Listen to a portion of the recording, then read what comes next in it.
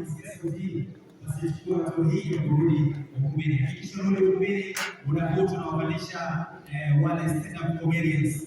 Kwa hiyo wote turudi ukumbini. Wanahotu tunacheka kidogo kwa ajili ya kushusha shibe. Baada ya kucheka kidogo, then tutaendelea na masomo yanayofuata. Kwa hiyo kama unaisikia sauti hii, kama unaisikia sauti hii, kama unamshikilia wako unajua yuko nje, basi chukua simu yako, text, mwambie njoo ukumbini, kwa sababu event inakwenda kuendelea hivi sasa. Kama nilivyowaambia, tumebakiwa na muda mdogo kweli, na saa 11 tunataka tumeshamaliza. Kwa hiyo hakikisha kama unamshikilia wako yuko nje, una rafiki yako yuko nje, unamwita arudi ndani kwa ajili ya kuendelea na event hii. Wanapokuwa kama nilivyowajuza, nitawabadilisha comedians wote. Kwa hiyo ningependa kuona wawezeshaji wote turudi kwenye viti vya mbele, lakini wale viongozi wa serikali za wanafunzi na ningependa kuwaona kwenye siti zetu hapa mbele, lakini kwa wale wanafunzi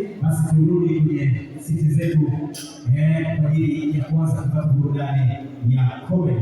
Niwakumbushe kwamba UTT wanapatikana hapo kwenye ndani upande wako wa kushoto, ukiwa unatoka hapa ukumbini, wako pale kwa ajili ya kufungulia account. Lakini wale ambao bado hawajilipia vyeti, basi utakuwa unajipanga pale nyuma, usiende wengi kwa ajili ya kwenda kulipia cheti chako cha tukio hili la